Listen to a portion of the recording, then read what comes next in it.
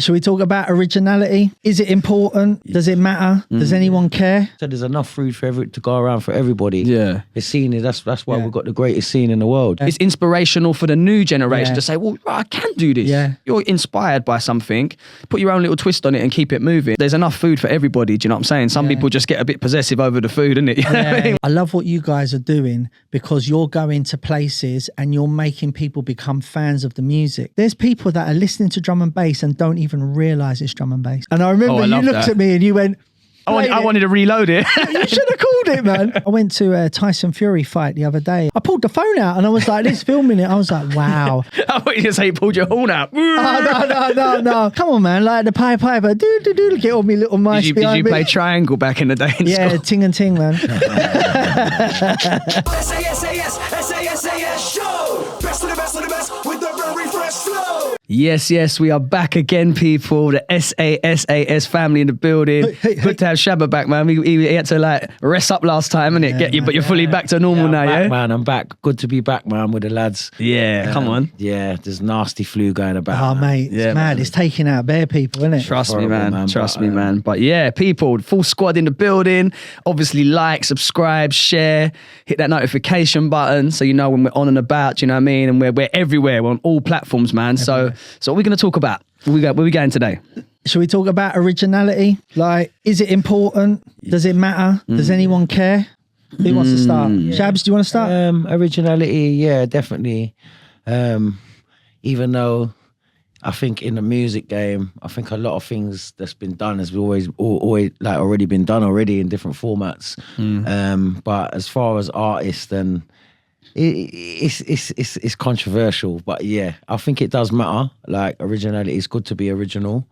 Do you think it's hard? Do you think it's annoying? So let's say you do something which is original for its time, and then someone just copies it straight away. Is that annoying? Or some say it's what do they say? Do you know, it's the highest form of flattery, that's people it, that's say. what they say, yeah. You know, it's like when someone comes with something new, whether that's a new idea, whether that's a new way of approaching, mixing, a new way of spitting, whatever it is, if it's a good idea and a lot of people gravitate towards it and it gets that kind of traction, people are going to want to do it as well. Yeah. Do you know what I'm saying? It's like, I always go back to when I first heard Skibbity and Shabba. That made me want to MC to drum and bass because I heard what they was doing. I like fast spitting anyway. But it didn't make you sound like them. No, it didn't make me sound like them, but I did want to do the double time thing like they were doing. I did want to go, you know, that it inspired me to do that. Obviously, I wanted to add my own little twist to it, and that's what you should always do, try and bring your own thing to it. Even if you think like, oh, right, my man, what he does is he's basically creating a bootleg on stage, for instance. So he's taking a ragga tune and dropping it into like a dirty drop. Yeah. I'm not going to take a ragga tune, I'm going to take a trap tune. Yeah. So you're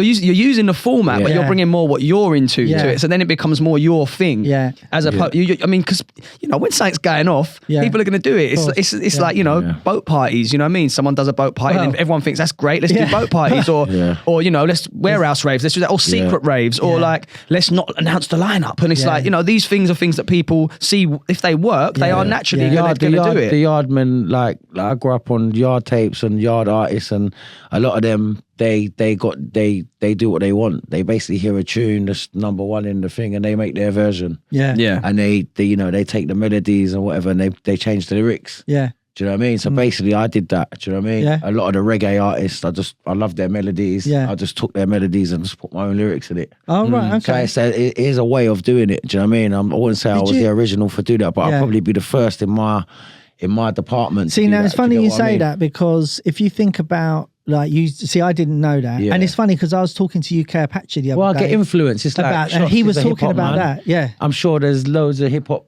people that influence you to spit the way you spit. Well, that's why I like, same as you, man, with the ragga thing. I would like, you know, hear like say a Nas tune or whatever, and I want to do a freestyle on it. Right. And I might even use some of his flows on it. Like I remix some of the flows.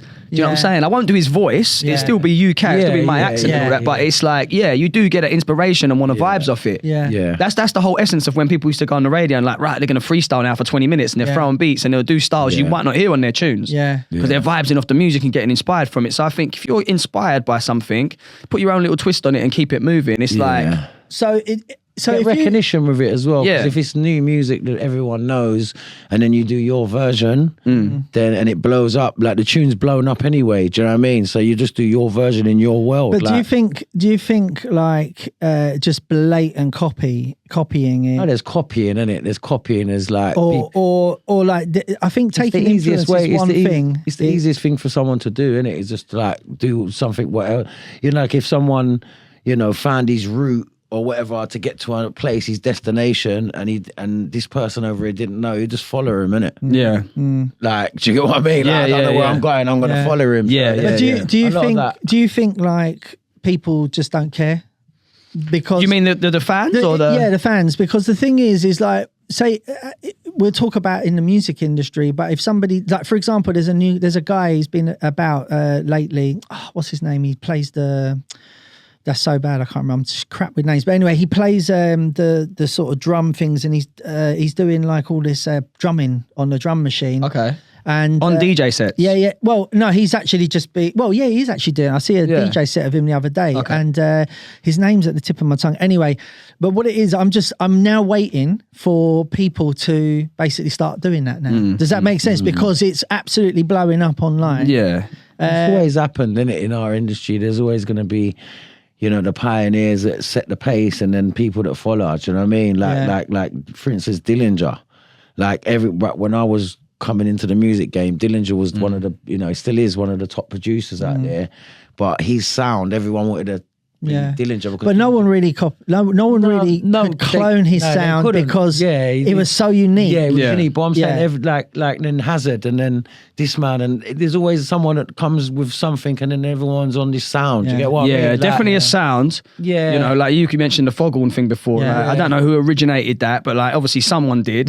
People liked it, and then a lot of people started doing that sound. Yeah. That definitely happens, man. Yeah. And it's like it's almost like I call it like it's a wave. That's the wave at the moment, isn't it? Yeah. That's a good way of looking at it. And if you kind of want to ride the wave and jump on it and put your own little spin on it, I don't think that's really a bad thing. I think sometimes people just want a bit of credit. Yeah. Like if a man does a tune that's a little bit different to his normal tunes, and he comes out and says, "You know what? I've been listening to a lot of blah blah, and it kind of inspired me to write something like that."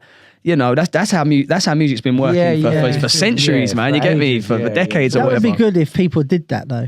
If they actually gave the credit. Yeah. Yeah, sometimes they don't. Sometimes what happens is you'll get something really sick in the underground, and someone who isn't that well known will like never get the credit for like originating that sound and that style. And someone bigger will come in and just do it and make their own version of it, and then they will be seen as the catalyst and the person who started it, when actually it's this guy who no one really knows because he hasn't got management. Yeah. He hasn't got the backings, he's not getting on playlists and all these things, you know what I'm saying? But it would take this person to say, well, I actually got this style from my man, you lot need to go and check out this guy as well, because he's like an originator. That would in this be field. amazing if people did that though, wouldn't it? I think some people do. You're quite good with that. Like you'll always like I always think to myself, you're really good at sort of giving people respect, like, or giving them a mention. Yeah. So for example, let's say if you're on set with the biggest DJ in the world, you'll always sort of tweet after, "Oh, that was a wicked set with the biggest DJ in the world." Yeah. And then if you're playing with a local DJ at his own club night, you'll always go big up to Johnny Johnson. Always, because they need it even more than the big guy. But there's not many people who do that.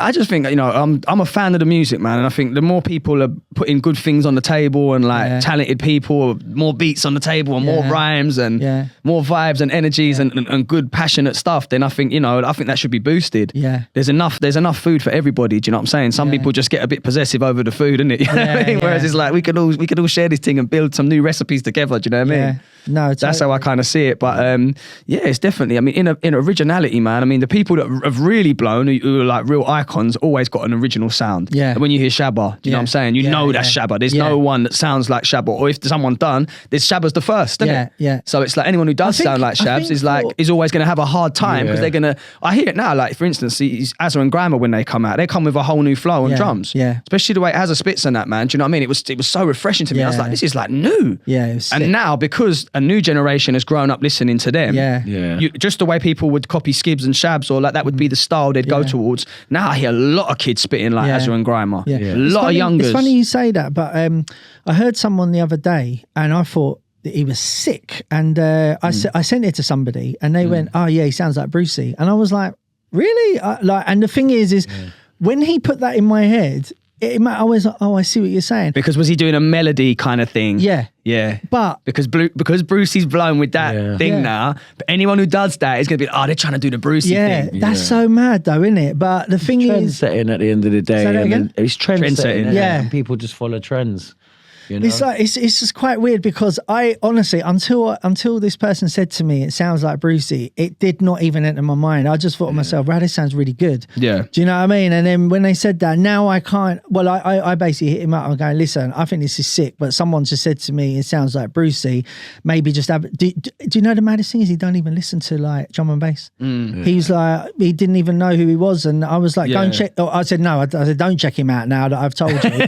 But the thing is it's I just see, to me, how I view it is that sound is the way people are rapping now.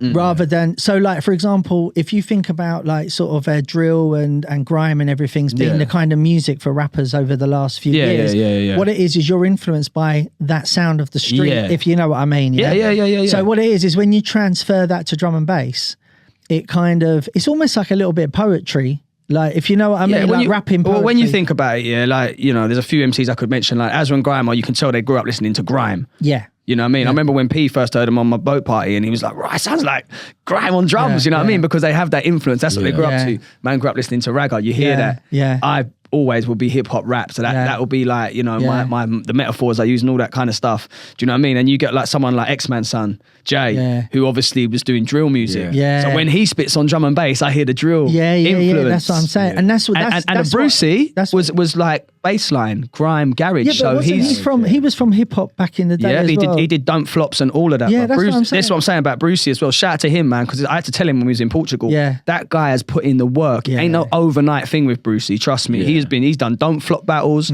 I remember him as a promoter putting in work in his hometown. He used to book me, do you know what I'm saying? And always had the rider on Smash, you know what I mean? And as much guest list as I wanted. So big up Brucey, man. He's a good youth, and it's good to see that like the MC thing always evolves. Yeah. Do you know what I'm saying? And when it does evolve and there's like a next wave, some of the kids are going to gravitate towards that wave because that's what their generation's on. Yeah. Do you know what I mean? He's opening up doors, and that's what matters. Yeah. Do you know what I mean? And the people that love him, and that's great to see. Do you know what I mean? Especially as an MC that's been in there a long time, and you see guys blossom in the scene. It's not a bad thing. It's not a thing. Look at it, it's like, them man are blowing.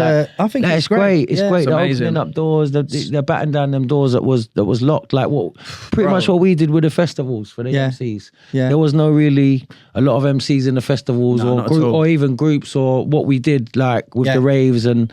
Do you know what I mean? It's like we didn't see it when we was doing it, but looking back, I look at it as like, it's like we opened doors for all these other guys. Do you know what I mean? And it's true. Festival work, and that's where it lies, and that's what it's about. It's a revolving.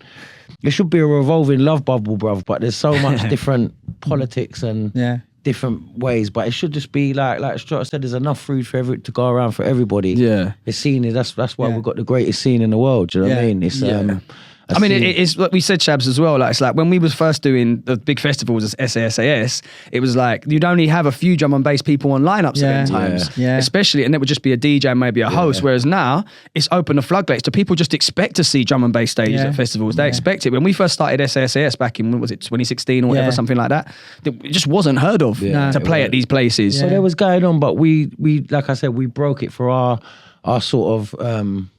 Do you know what I mean? In the league that we're in and where we're standing the music game, especially the MCs or whatever, like it was, like you said, it was unheard of, and we kind of just broke that for our market. And if you look at it now, there's loads of people playing at festivals. It's multi-genre lineups, pretty much similar lineups. Do you know what I mean? There's the people that was there, they're still there, like the Top Boys, the Andys, the Sub Focuses. Yeah. You know but there was, I know what Shot was saying. There was a time when it would just be Andy C, and then there would be like it would be baseline house and everything like that. And then what it is, we come in, and then when we come in, it kind of like opened the doors. Next thing you see, loads of other people like start. And as you say, there's like pretty much every festival has like a drum and bass representation of some sort there, which is a great thing. And just, I always remember Andy saying to me, it was at Westfest, and he said, I love what you guys are doing because you're going to places and you're making people become fans of the music and you're bringing them into our music. And then when they find our music through you, that's when they find out about all the other wonderful artists we have in the music. And I was like, thank you, bro. I really appreciate that. And I said, wait a minute, you've been doing that for years. Yeah. Because Andy had, and it was a realization. Andy C then, has been spreading that gospel of drum and bass all around the world for and then so long. People follow Andy, and then they're like, right, I love Andy. Right, what else is in this music? And they discover other artists. And they discover That's others. his mentality. And that's what he said that's about why we were doing what he's doing, because he's got that mentality, and that's the mentality you should have. You shouldn't be mad to see other man blow up or this and that. You should be like, you know what? It's for everyone. We're bringing everyone back to the table. Yeah. And then everyone can eat in their own way. Do you know what I mean? And that's what that's music as well. It's not a game. It's not a console. You can't complete it. Yeah. It just keeps evolving. Different technology, new technology updates. Do you know what I mean? It's the same thing, but it just keeps adding to the pile. And it's great to see a man at the top of the game with a mindset like that. Yeah. Trust me, you have to have it. It's mindset is everything, bro. It's like we're talking about sort of being inspired by success. I'm always inspired by success. When I first saw So Solid 21 Seconds with that video going to number one, well, I could tell that's a big budget video. It looked like American videos. Like before, we're seeing certain videos, hood videos, basically, all these kind of things on Channel U back in the day and all that. It was still cool. Yeah. But when I see So Solid like that, I was like, wow. Same as when I see Dizzy Blow, spitting the way he spat. You know what I mean? It was like, wow. And then I see Skepta. To me, it's inspirational. And now, seeing a Brucey, it's inspirational for the new generation to say, well, I can do this. Yeah. I can do it. Do you know what I mean? I think what it's done is it's helped people. I think there was a little void after Azza and Grimer. I don't really remember too many people coming in creating the same sort of impact. Not the same wave. Yeah. So what it is this new sort of movement, what's going on with, say, the MCs, like with Brucey, and there is others. There's, I'm trying to think off the top of my head, Dusky's one, and there's Coco, yeah, and Slay. Yes. Slay. There's a lovely bunch of artists now, like even like Wiser, the people that we've done shows with, Wiser and Inna and Endo and Westman, big up all them guys. The thing is that it's great to see like new people looking at drum and bass as a possible angle. If I want to get in the music industry, this is a way that I can get into the music industry through drum and bass, rather than having to, I've got to do drill. Yeah, well, this is the thing now. I'm hearing through the grapevine that certain managers are telling like new MCs, you need to get on drum and bass. Not to go radio and do it the way we come in necessarily, but make drum and bass songs. Put the melodies not on at this point, not on Afrobeat, not on rap, not on grime, not on drill. Jump on this drum and bass thing, because that's what's getting the streams. Radio's loving it. Festivals are loving it. Like certain artists, certain styles of music, the festivals don't want that on their lineup. Drum and bass, they're like, come on, then. You know what I mean? It's like, well, it's funny you say that, because I went to a Tyson Fury fight the other day at sorry, he got a shiver because of where it was. Listen, I was at the Tottenham Stadium. It's actually a great stadium, I'm not going to lie. But then your stadium's quite good as well. It is actually a great stadium. So when I went there, I didn't realise this at the time, because big up Majestic, because Majestic was actually the DJ, but I didn't know that at the time. But I remember they played Sigma, Nobody to Love. Okay, cool. It's a commercial tune. Then during the next round, so when the round 5 finished, the next thing Sigma come on, and the ring girls walking around like that, and then after round 6, next thing you know, 31 seconds, boom. Really? Bro, I swear down. Sick. The people started getting up and dancing, and I turned around to the missus and I pulled the phone out and I was like, this filming it. I was like, wow. I thought you were going to say you pulled your horn out. No. Man took it back. Listen, I had a little bop. No, but what it is, what I loved was, and this is what my point for even saying this, there's people that are listening to drum and bass and don't even realise it's drum and bass. True. So for example, the new Goddard single, Big Up Goddard and Vemby, like I think they were number 3 in the national charts the other day. So big up Goddard, he watches as well, man. Shout out to him. Big up Goddard. But the thing is there's people that don't even realise that is actually drum and bass. Yeah. And I was talking to Wiser about this, and she said that she was at work chatting to someone. She told me the same story. Yeah, and it come on, and I like this song, and she was, this is drum and bass. Is it? Yeah. And like, because they're not hearing the BPM, that is 170 BPM. They're just hearing basically a pop record.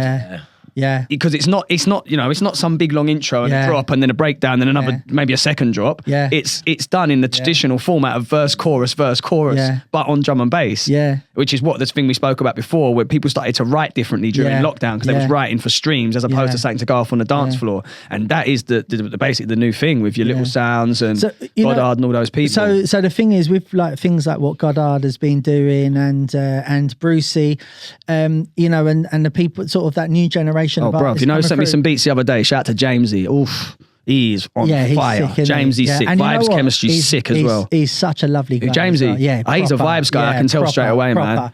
I think he's really good friends with Cara. That's how I kind of got linked with him. Man sent me 20 beats and they was all fire. Yeah. So shout to Jamesy putting in the work. And the thing is, these guys can make music like they're making like 2-3 tunes a day. They're naturally just making more melodic music as well, more music Yeah. that you can actually vocal. It's crying out for vocals, the stuff they're making. Well, it's funny, when we did that pyro set, I played that Mons flute thing. And I remember you love looked that. at me and you went, I think Endo was the lucky one who got a piece of that. Yeah. Shout out to Endo, man. I remember, because as I played I wanted to reload it. you should have called it, man. But what it is like I threw it in there because I thought, right, let me just test it, because I think it's actually, it's original in the way. I mean, flute is not really an instrument that I would go to, but when I listen to He's it, I more a was like, recorder guy. Yeah. Come on, man. Like the Piper. Do. Get all me little mice Did behind you me. play triangle back in the day in Yeah, school? ting and ting, man. But the thing is I love seeing maybe these the new artists that are coming through, maybe where they're sort of where they're so blinkered and they're not, like how I was influenced by sort of the rave culture back in the day. Do you understand what I mean? So what it is these kids now, maybe they're so blinkered, they're just not influenced by anything, which is helping create originality. Yeah. And therefore, does it make for example, I'm waiting for a load more flute tunes to come out now. Yeah. Do you see what I'm saying? Because the flute thing come and it's like, oh, that's a bit left wing. Where's that come from? Yeah. And I think as a producer, I think we're in a time now where you could pretty much do anything. And the last time I remember it being like that was back in the rave days. Right. Where literally you'd go in the studio, you just put a record on and you'd just go, right, sample that. Now, obviously, we've got all of these tools at our disposal where we can. It just proves that this whole game is just a big melting full pot. cycle. It's a Yeah, full yeah. cycle. You It always just- say that, it don't just you? comes back round and goes Yeah. in different cycles. It's just different. It's the same thing but different formats. Yeah. It's like you said, you got technology to add to it. Yeah. But it happened 20 years ago. Yeah. And then it's just a cycle. Yeah, it's like it happened 20 years ago and it's coming back round. You know, Yeah. what happened 10 years ago?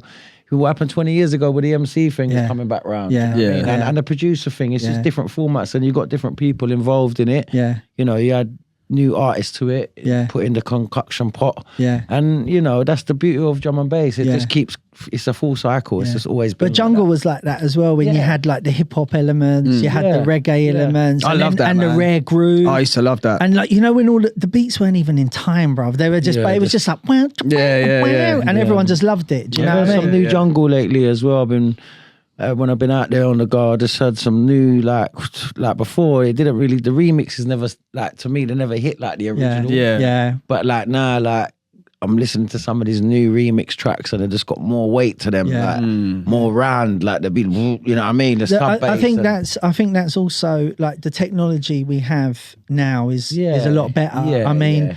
It's just But the so much. remixes have always been hit and miss. Yeah. Like I've heard them and I'll be like, But the thing is like if you remember something like great from back in the day, maybe the remix might not, because you'll always remember. Kicking, Do you know what I mean? But you see just someone, sound-wise, it just someone never now, sounded right. Like it haven't got the. It just like like even like the old records what you play, they don't sound nothing to the new ones. When you play a new tune to an old tune's not. Quieter and all that. Quieter and all that. Yeah. But it was the production obviously was sick back then. But and the technology's sick now. But what I'm saying is just like lately, the last 6 months, I've heard a lot of tunes that they've remixed, and I'm like, wow, this one's hitting. So it's kind of like it's definitely getting better, and they've learned. And it's funny you say that about like the old music. The amount of like sort of young producers now that when they were growing up, their parents were actually listening to jungle. Yeah. And they're influenced by that, because we're all influenced by stuff we listened to when we was younger. Do you understand what I mean? And it's a mad how, like some of these kids they just like, that's what they was in their house. Yeah, that's what they've grown up on. Listen to tape packs and exactly. and all that. Yeah, It's crazy. Their brothers, their sisters used to rave or whatever. Do you know what I mean? Well, we'd be even talking about their parents and their uncles and that, because like, what's that lyric you say? I was doing raves with your mums and dads. Yeah. SaSaSaS, SSS, beats Beats and bars, fresh, fresh, fresh. Don't know we're heavy. The best of the best of the best. So awesome if they're ready. Yes, yes, yes. SaSaSaS. Beats and bars, fresh, fresh, fresh. Don't know we're heavy. The best of the best of the best. So awesome if they're ready. Yes, yes, yes.